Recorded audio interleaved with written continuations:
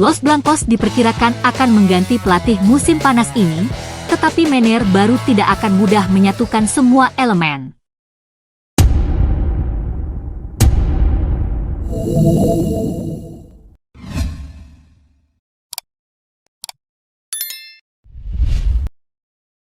Real Madrid bisa menghadapi masalah. Situasi di Santiago Bernabeu saat ini tidak berjalan dengan baik, dan ada ketakutan nyata bahwa mereka bisa mengakhiri musim 2024-25 tanpa trofi. Itu akan menjadi kegagalan besar bagi klub yang mendatangkan Kylian Mbappe musim panas lalu. Madrid sangat bergantung pada Jude Bellingham di akhir 2023, dan didukung oleh Vinicius Junior pada awal 2024. Dan, yang terpenting, Toni Kroos ada di sana sepanjang semua itu. Pengaturan di lini tengah yang dilakukannya menjaga Los Blancos tetap bertahan. Semua itu tentu saja tidak berarti sekarang Madrid buruk dalam hal taktis. Perubahan harus dilakukan. Langkah-langkah yang menyusul sudah berjalan. Carlo Ancelotti sudah dilaporkan sedang dalam perjalanan menuju pintu keluar. Pada gilirannya, tampaknya Xabi Alonso, yang lama dikaitkan dengan pekerjaan tersebut, akan masuk, dan dia akan menghadapi tugas serius di tangannya. Tidak hanya harus menghadapi pengawasan ketat dari penggemar yang berharap, dia juga akan diberikan skuad yang disusun secara canggung, dengan banyak bakat dan kekurangan yang mencolok. Meskipun Alonso telah membuktikan dirinya sebagai ahli taktik cerdik di Bayer Leverkusen, ini bukanlah tugas yang mudah dalam pekerjaan senior keduanya dalam karir manajerial.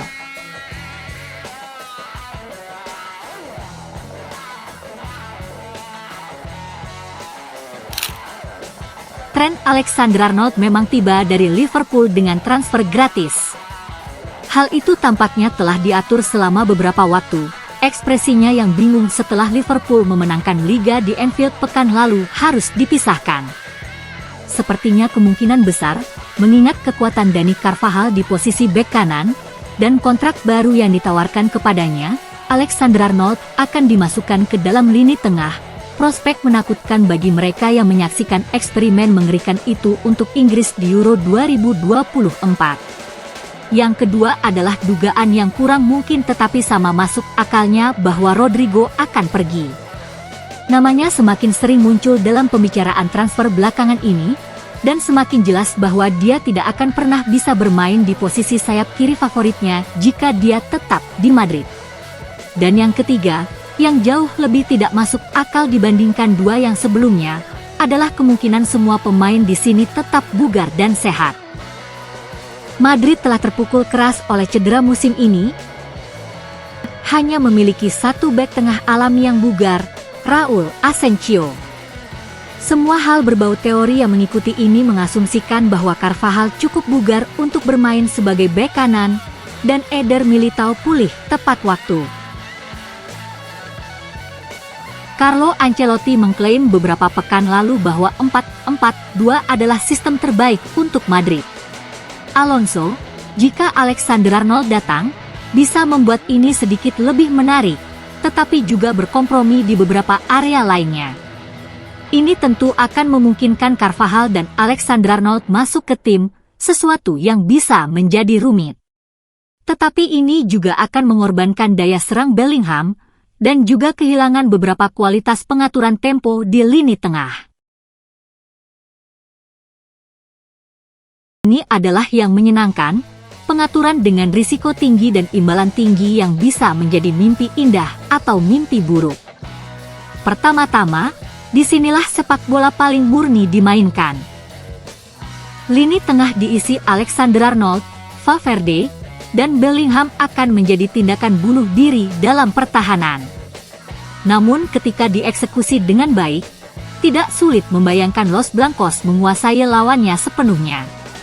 Itu juga akan, mungkin saja, memberikan kesempatan bagi Endrick untuk mendapatkan perhatian yang nyata, sambil memberikan lebih banyak ruang bagi Mbappe dan Vinicius untuk bermain bersama. Jika Alonso memilih pertahanan yang lebih kokoh, ia bisa menempatkan Valverde di sayap kanan, seperti posisi yang ia mainkan di musim 2021-22, dan menempatkan Tchouaméni atau Camavinga ke lini tengah. Dalam hal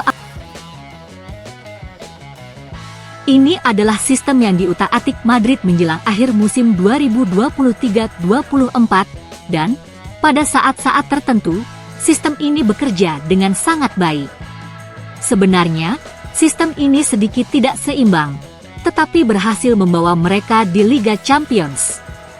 Ancelotti menyadari bahwa dia membutuhkan Modric untuk bermain dalam pertandingan besar, dan bahwa Madrid paling efektif ketika Vinicius berlari ke area tengah dari kiri.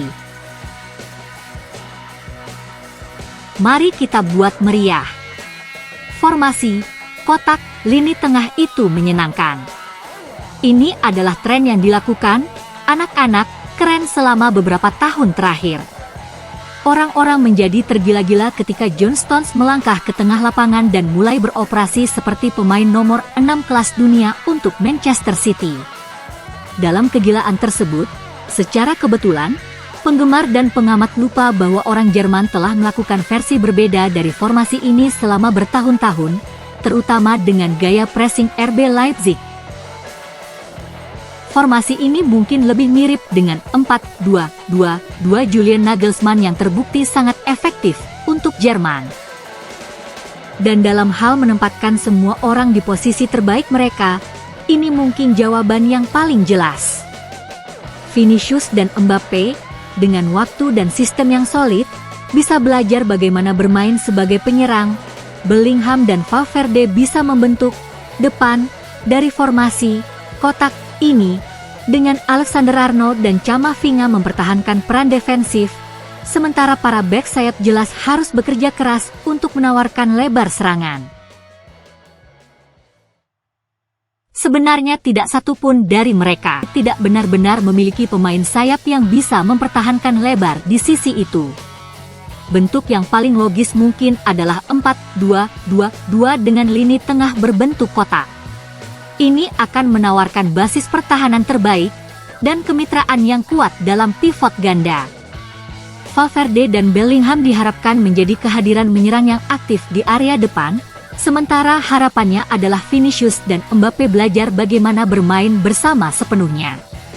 Hal ini tentu saja memerlukan disiplin defensif dan posisional yang cukup. Namun, pergerakan Mbappe yang tak terelakkan dapat ditutupi oleh Valverde di kanan. Tapi mungkin masalah yang paling mendesak di sini adalah bahwa sistem seperti itu memerlukan tim yang tidak egois dan bermain dalam sistem yang memerlukan pengorbanan taktis.